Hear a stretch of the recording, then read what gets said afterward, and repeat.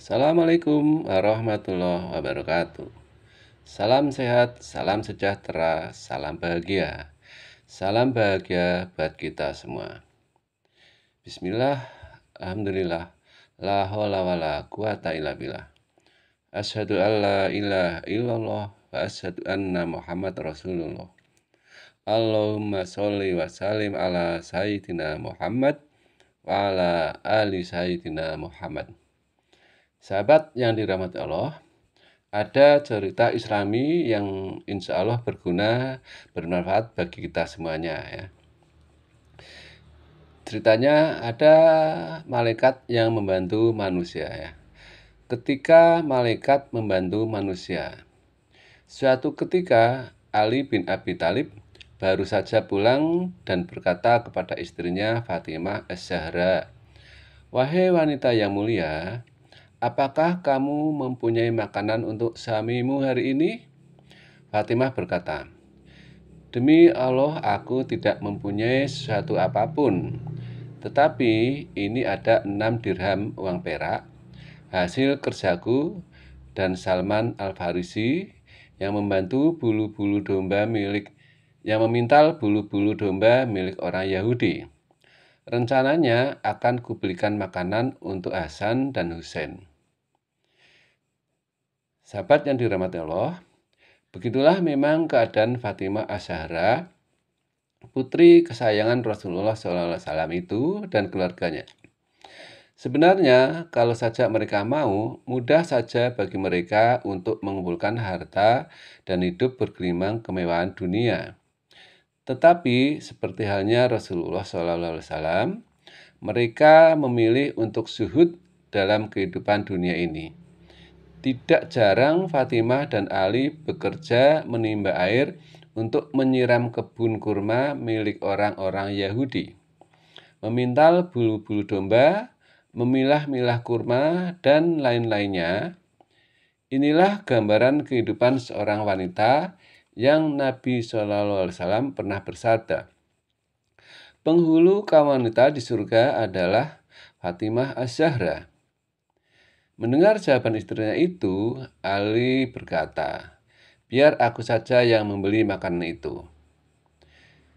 Sahabat yang dirahmati Allah, maka Fatimah menyerahkan uang 6 dirham itu kepada suaminya yang segera saja pergi meninggalkan rumah. Tetapi dalam perjalanan untuk membeli makanan itu, Ali bertemu dengan seorang lelaki yang berkata, "Siapakah orang yang mau menjami Tuhan yang Maha Pengasih, Zat yang selalu menepati janji?"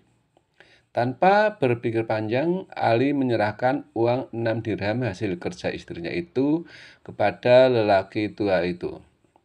Ia bukannya tidak ingat kalau keluarganya sedang kelaparan, terutama kedua anaknya yang masih kecil.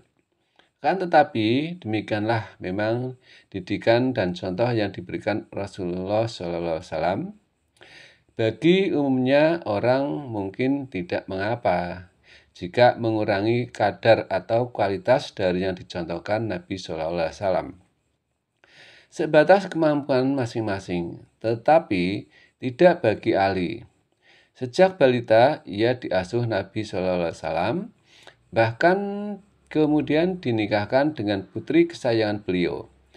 Kalau ia bergeser terlalu jauh dari didikan Nabi SAW, tentulah telah menjadi kesalahan besar baginya. Sahabat yang dirahmati Allah, setelah itu Ali segera kembali ke rumah dan Fatimah menyambutnya dengan menangis ketika melihatnya tidak membawa apa-apa. Ali berkata, "Wahai wanita mulia, mengapa engkau menangis?" Fatimah berkata, "Wahai Ali, engkau pulang tanpa membawa sesuatu." Ali berkata, "Wahai wanita mulia, aku meminjamkan uang itu kepada Allah."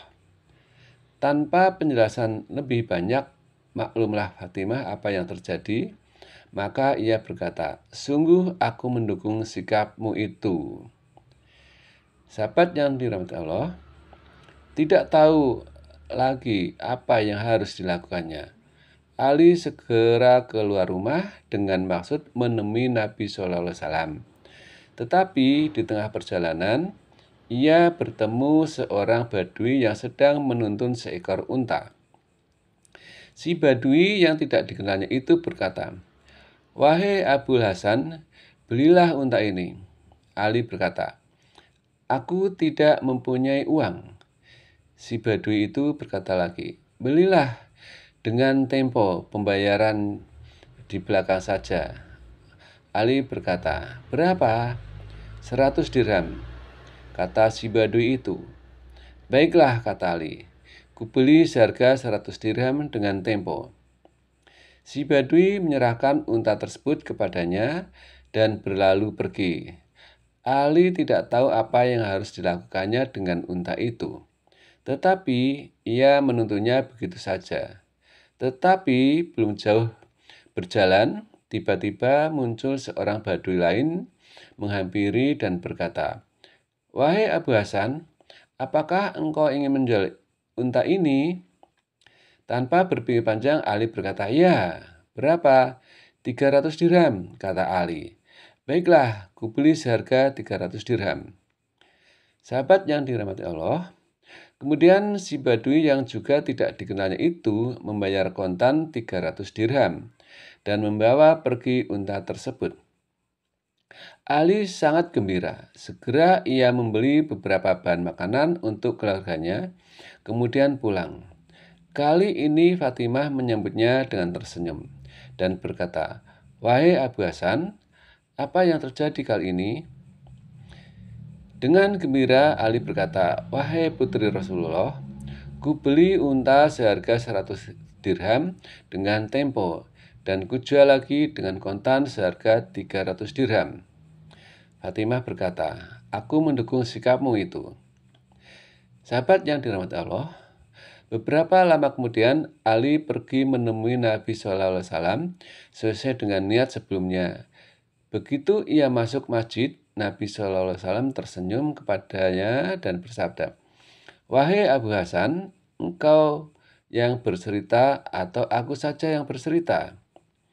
Tanpa tahu maksudnya, Ali berkata, "Wahai Rasulullah, engkau saja yang bercerita."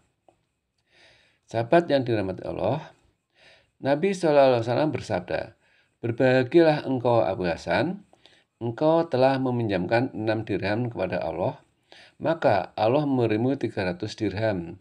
Setiap dirhamnya dibalas dengan 50 kali lipatnya."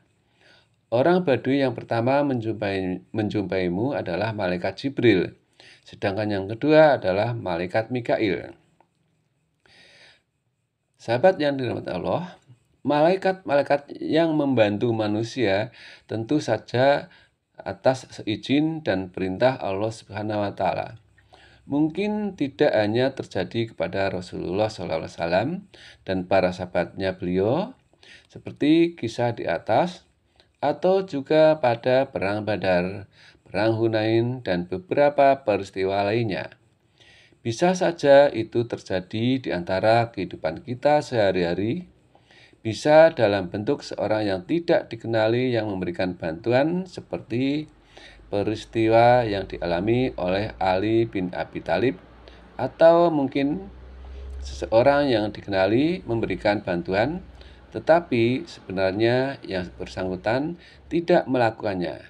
Hanya saja Allah memerintahkan malaikat untuk menyerupakan diri dengan orang tersebut untuk memuliakannya. Seperti yang telah terjadi pada seorang tabi'in bernama Abdullah bin Mubarak.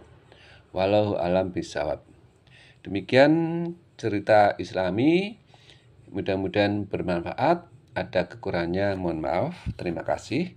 Assalamualaikum warahmatullahi wabarakatuh.